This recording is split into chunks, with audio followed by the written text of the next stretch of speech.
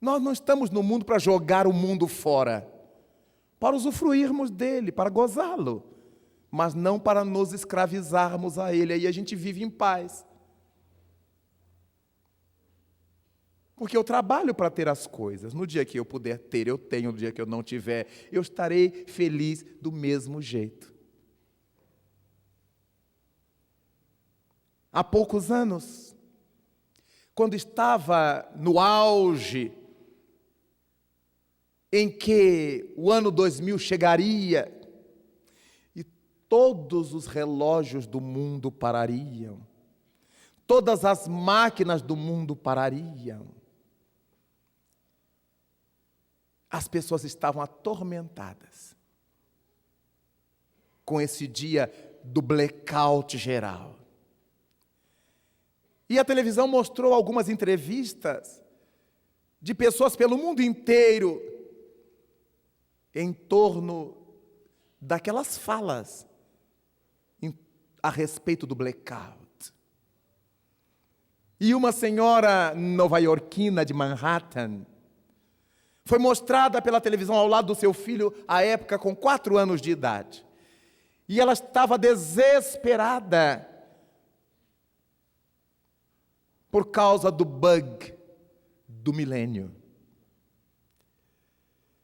E mandou comprar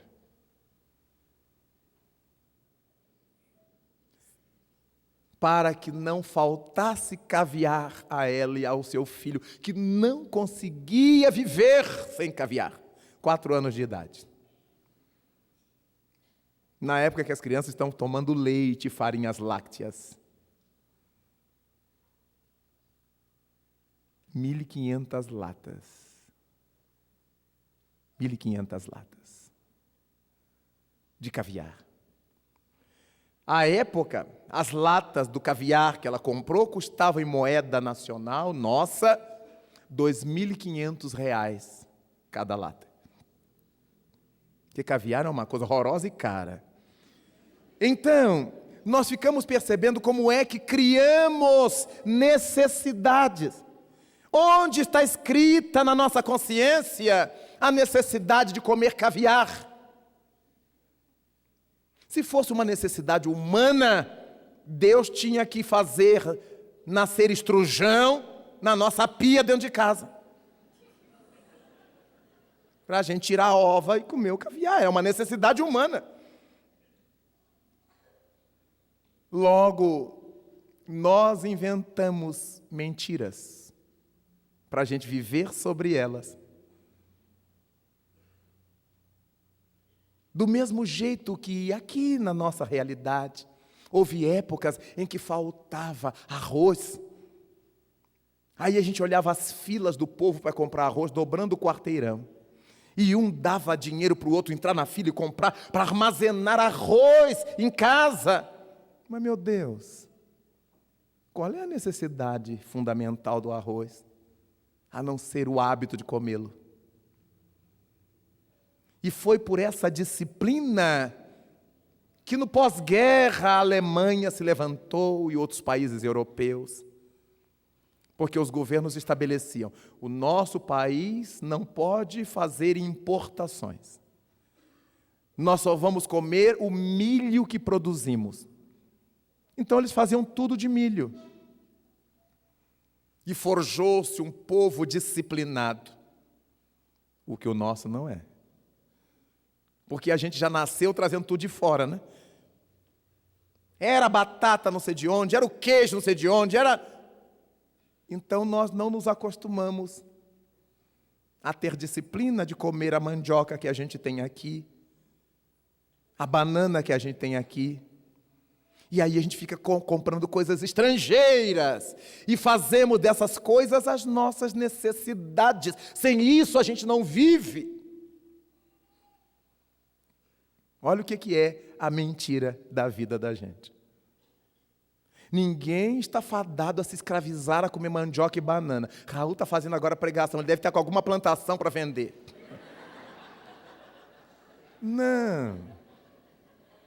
Estamos usando como exemplo para dizer que nós inventamos necessidades que não são verídicas. Ah, mas eu não posso viver sem feijão preto. É claro que preto tem a sua importância, mas não é assim. Eu não posso viver sem feijão preto. Aí as pessoas entravam nas filas, pagavam horrores para comprar sua cota de feijão preto. Vejamos como nós temos certas paranoias. A gente inventa certas necessidades de sofrer. Onde é que está escrito no Evangelho de Cristo? Fora do feijão preto não há salvação. Tá. Nós inventamos. Então, todas as vezes que nós criamos artificialidades para viver, nós estamos com a mentira,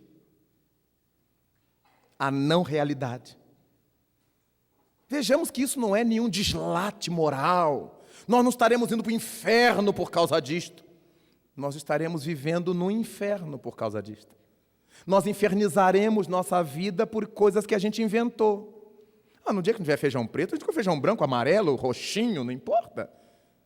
Quais são os nutrientes desses grãos? Isso é que importa. Do mesmo modo que hoje a gente compra o genérico. Eu não vou comprar o remédio pelo nome do fabricante. Eu vou comprar pela matéria básica que ele tem. É o genérico, que faz o mesmo efeito. Nós aprendemos a simplificar a vida, meus irmãos. E nós, a cada dia, complicamos a vida. Eu só posso calçar se for Nike. Eu só posso calçar se for... Eu preciso calçar uma coisa que proteja meus pés. Se eu puder comprar bonitinho, ótimo. Se eu puder comprar mais caro, excelente para o fabricante. Mas isso não é uma necessidade vital. Eu só visto se for Armani. Eu só visto se for... Veja que nós criamos bobagens. Porque nenhuma grife é vital. Vital para nós é roupa. Para a gente não morrer de frio, não ter tuberculose pulmonar. Não ser picado por insetos. A roupa para nós é importante. É claro que se eu posso pagar por uma roupa do feitio que eu gosto, eu pago. Mas no dia que eu não puder, eu vestirei a outra com a mesma felicidade, porque eu preciso me vestir. Daí, então, nós vamos compreendendo o que é ser da verdade.